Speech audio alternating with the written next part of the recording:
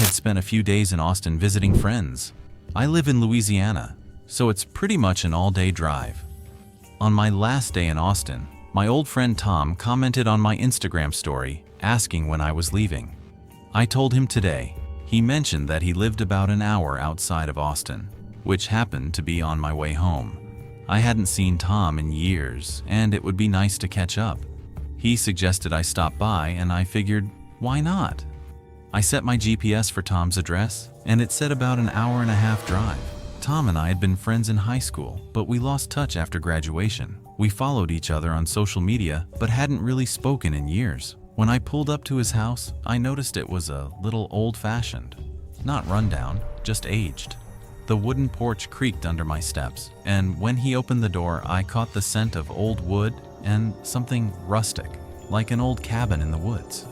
Tom was, of course, very welcoming, giving me a big hug and pulling me inside. Some friendships stay pure no matter how much time passes. The inside of the house looked just as old as the outside. The furniture seemed like it had been there since the 70s, and every step on the hardwood floors let out a small creak. It had a Texas charm, like stepping back in time. We sat down in his living room, catching up on life over whiskey. Tom had always been a whiskey guy. He'd always order a Jack and Coke at the bar. By then, it was around 5 p.m.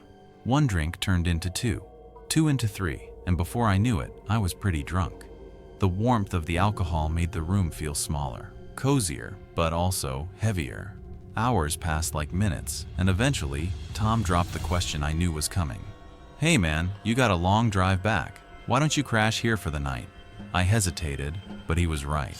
I wasn't in any shape to drive. "Yeah, good idea," I said. I asked if I could take the couch. "Nah, I got a spare room. It's nothing fancy, but it's better than the couch. Good enough for me." We ordered some Chinese food, ate, and after a while, he led me down a short hallway to the spare bedroom. I didn't pay much attention to the room itself because I was hammered. We both were.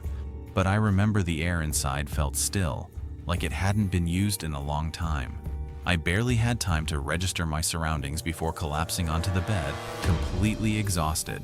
Sometime in the middle of the night, I woke up.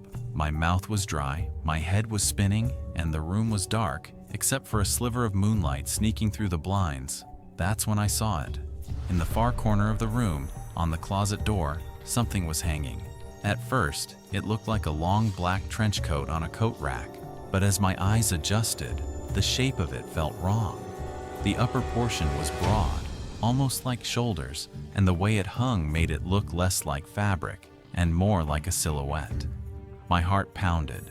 I didn't remember seeing that when I stumbled into the bed, but I'd been drunk. Maybe I just hadn't noticed. I rolled over, trying to ignore it. It was just a coat, nothing more.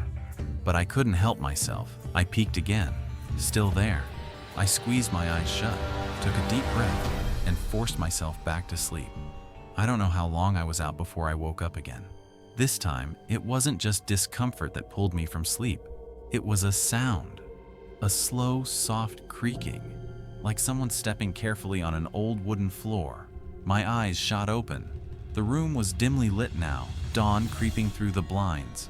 I turned my head toward the corner, and my stomach dropped. The coat was gone. I sat up so fast my head spun. My body buzzed with a sickening mix of fear and leftover alcohol. I scanned the room, my heart thudding against my ribs.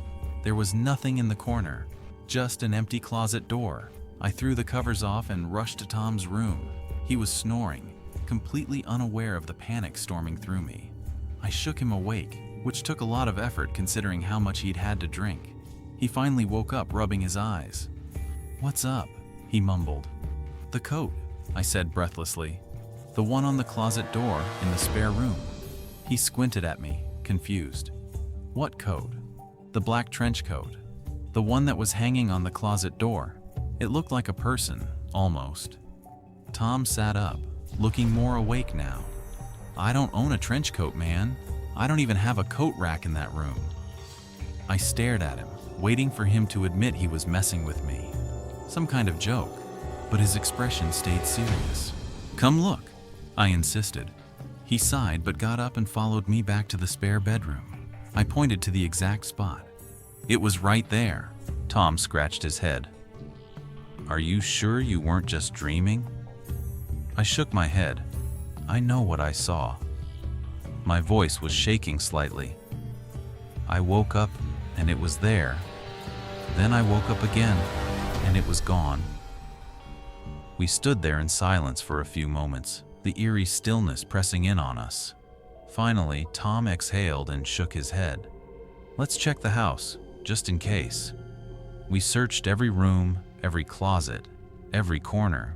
Nothing. No signs of forced entry. No weird coats hanging anywhere. Nothing that could explain what I saw. Eventually, Tom tried to convince me that maybe I had been in some kind of half-dream state, seeing things that weren't there.